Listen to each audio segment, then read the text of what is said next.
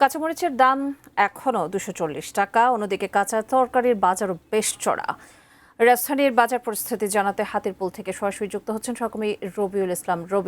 রবি, কাঁচা বাজারের দ্রব্যমূল্যের দাম কেমন দেখছেন? সবকিছুর তো চড়া দাম, যেমনটি জানতে পেরেছি আমরা। আপনি তো পলাশীর বাজারে আছেন এখন, রবি।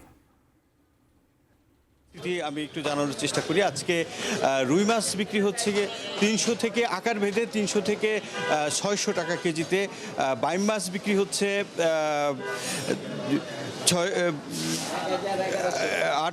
800 থেকে 1100 টাকার আকার ভেদে, এবং আইর মাছ বিক্রি হচ্ছে। এখানে যে দোকানদার রয়েছে, মাছের যে দোকানি রয়েছে, ওনার কাছ থেকে আমরা জানবো আসলে আজকে মাছের বাজার পরিস্থিতিটা কি।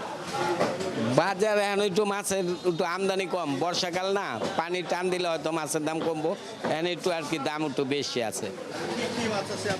এখানে আইর মাছ আছে 1900, এরপরে বাইম মাছ 1100, বাগাইর মাছ 800, চিংড়ি মাছ 900 আছে, 1200 আছে, এরপরে 1300 আছে, এরপরে রিঠা মাছ আছে 1100, ট্যাংরা মাছ 600, রুই মাছ আছে 400, 500, 450, কাতল মাছ 400, 450।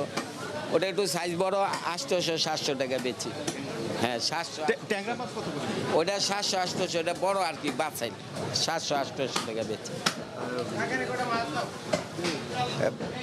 পলাশীর বাজারে কিন্তু মাছের যে যোগান কিন্তু বেশ লক্ষ্য করা যাচ্ছে, তবে মাছের বাজারের যে অবস্থা সেটা কিন্তু একটু বেশি, অর্থাৎ দাম একটু চড়া, এবং এখানে যারা ক্রেতা রয়েছে তারা কিছুটা অস্বস্তিতেই জানিয়েছেন যে আগের তুলনায় মাছের দাম কিন্তু অনেকটাই বেশি।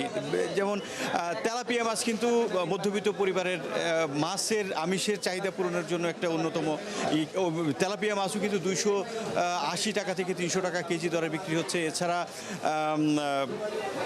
এখানে যে মাছ রয়েছে, আপনার পাঙ্গাস মাছ রয়েছে, সেই পাঙ্গাস মাছও কিন্তু বিক্রি হচ্ছে 300 টাকারও উপরে।